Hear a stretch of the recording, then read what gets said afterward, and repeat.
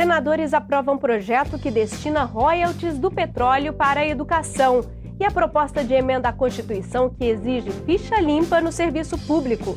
Governo envia sugestão de plebiscito sobre reforma política ao Congresso Nacional, mas não encontra consenso entre os parlamentares. Passagens de ônibus urbanos podem ficar até 15% mais baratas e passe livre para estudantes deve ser votado amanhã.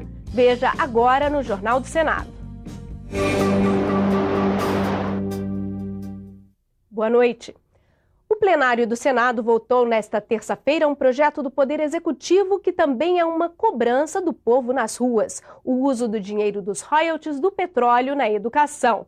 Os senadores também aprovaram a exigência de ficha limpa para todos os funcionários públicos e uma matéria de interesse dos advogados. O plenário incluiu micro e pequenas empresas de advocacia no Simples Nacional, regime que unifica o recolhimento de tributos. Nós temos a possibilidade de trazer mais algo em torno de 500 mil pessoas para o Simples Nacional. Os advogados acompanharam a votação. Na prática, vai resultar de uma desoneração tributária que vai de 9% a 11%. E esses colegas passam a ter condições de registrarem os seus escritórios formalmente e passam a contribuir também para toda a nação. Um acordo entre os senadores permitiu um calendário especial para votar uma proposta de emenda à Constituição. A PEC impede os fichas sujas de assumir cargos efetivos, comissionados ou funções de confiança no serviço público. O Brasil dá mais um passo, avança mais um pouco nessa questão de moralidade pública e cuidado com o que não pertence a uma pessoa, mas a todos os brasileiros, que é o dinheiro do contribuinte. O terceiro item da pauta trouxe ao Congresso militantes do movimento estudantil.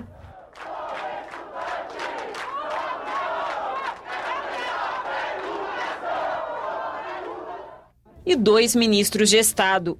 Ideli Salvati e Aloysio Mercadante se reuniram com o presidente Renan Calheiros para sugerir mudanças no projeto que destina 75% dos royalties do petróleo para a educação e 25% para a saúde.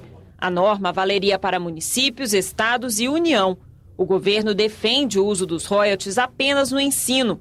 No caso do pré-sal, o executivo quer, na educação, 50% dos royalties da União e 50% dos rendimentos do Fundo Social.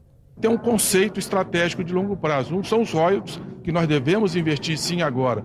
E se fosse o governo federal exclusivamente para a educação, ou prioritariamente para a educação, e o Fundo Social, que deve ser mantido como uma poupança de longo prazo para as futuras gerações.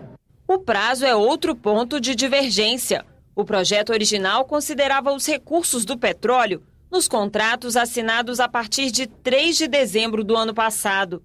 A Câmara aumentou o dinheiro que será distribuído ao incluir os campos aptos a produzir petróleo a partir daquela data. Nós fizemos uma ponderação muito firme, no sentido de que o Senado avaliasse se vale a pena, entende, pelo fato de querer entrar num campo que o judiciário poderá ser acionado e, do nosso ponto de vista, será acionado, nós colocarmos em risco a destinação que todos nós queremos dos royalties para a educação.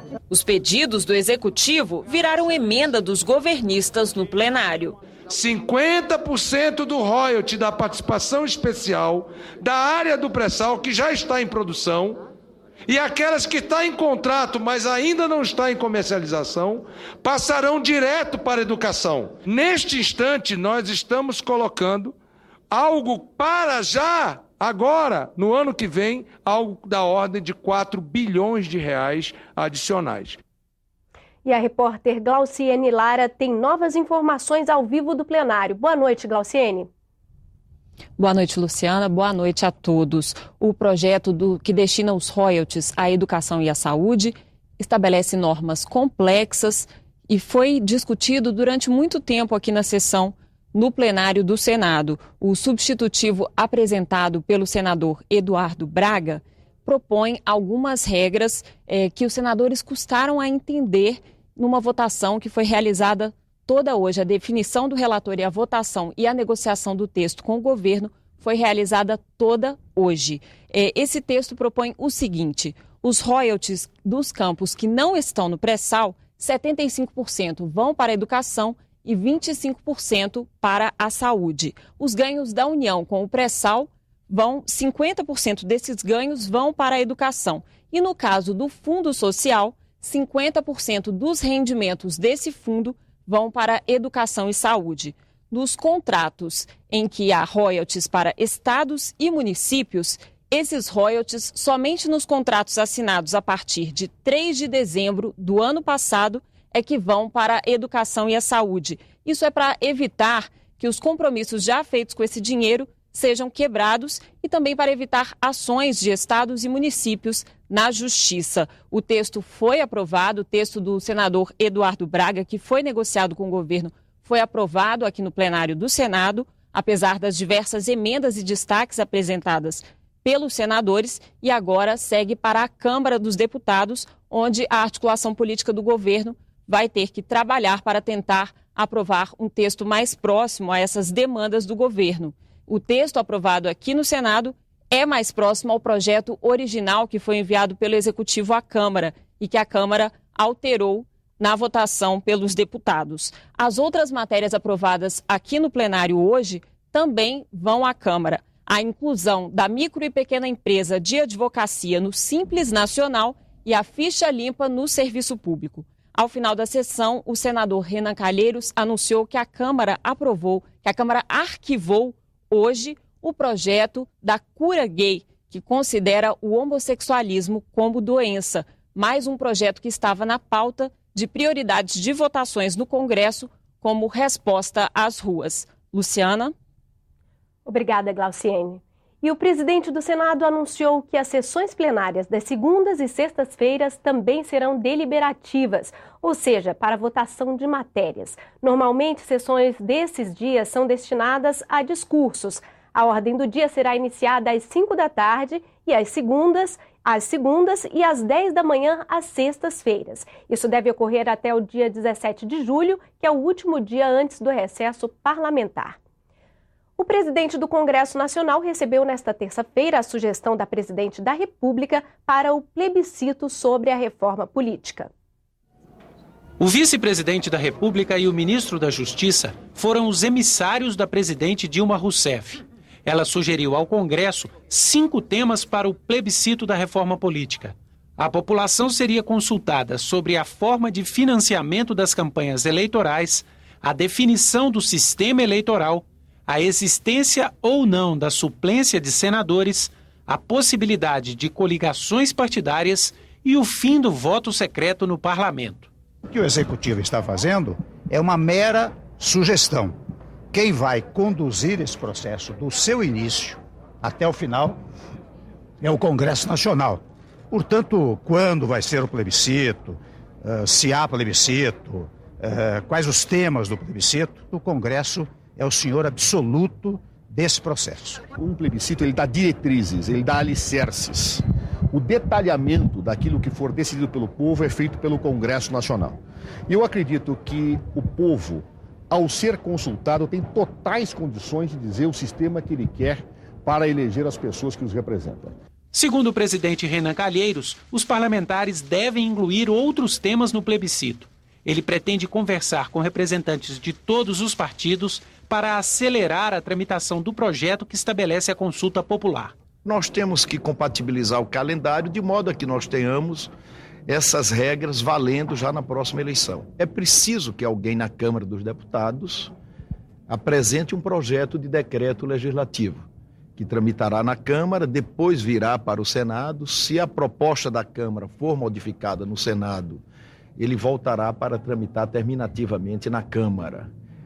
Depois promulga-se e o Tribunal Superior Eleitoral estabelece as regras do plebiscito. A mensagem presidencial repercutiu no Senado e na Câmara, mas a decisão sobre o plebiscito ficou para a semana que vem. Os líderes da Câmara decidiram que só na terça-feira vão anunciar se iniciam o processo para a convocação do plebiscito. Ainda não há consenso entre os parlamentares. Sem acordo sobre a reforma política, definir as perguntas do plebiscito fica mais difícil. Outro desafio. Para a reforma valer em 2014, os parlamentares têm que transformar o resultado do plebiscito em leis até outubro, um ano antes das eleições. Além disso, o Tribunal Superior Eleitoral informou que após o Congresso aprovar o pedido de plebiscito, serão necessários pelo menos 70 dias para organizar a consulta à população. O presidente da Câmara admite que o plebiscito pode não ser aprovado. Não sendo possível, por qualquer razão, essa casa sabe que não vai fugir dessa responsabilidade, que terá o caminho alternativo de um grupo de trabalho para apresentar em até 90 dias um projeto de reforma política. Agora é votar ou votar um projeto de reforma política. No Senado, o líder do PT reconhece que os prazos para o plebiscito estão apertados. O importante é que a presidenta Dilma encaminhou, como ela se comprometeu, a proposta para o Congresso. Agora, realmente, nós estamos aí nas mãos desse calendário do Judiciário e do próprio Legislativo. Haverá um esforço muito grande para trabalhar essa proposta aqui e eu, pessoalmente, quero defendê-la. O presidente da Comissão de Constituição e Justiça sugere realizar o plebiscito junto com as eleições de 2014. Quem tem que organizar e administrar legalmente o plebiscito é o Tribunal Superior Eleitoral, que consultado precisa de no mínimo 70 dias. Então, se você, para esta eleição, você tem que obedecer ao princípio da anualidade, é frustrante pela ideia tardia que foi feita. A oposição prefere aprovar propostas sobre reforma política que já tramitam no Congresso, para depois validar o resultado junto à população por meio de um referendo. A presidente tem uma maioria espantosa no parlamento. Bastasse dizer, e ela não disse ainda, o que acha sobre cada um desses temas, tentar direcionar ou negociar com a sua base a aprovação desses temas pelo Congresso e depois submetê-los a um referendo. Veja a seguir, royalties do pré-sal para a educação podem financiar o passe livre, com votação prevista para amanhã. E comissão aprova o projeto que pode baixar em até 15% o preço das passagens.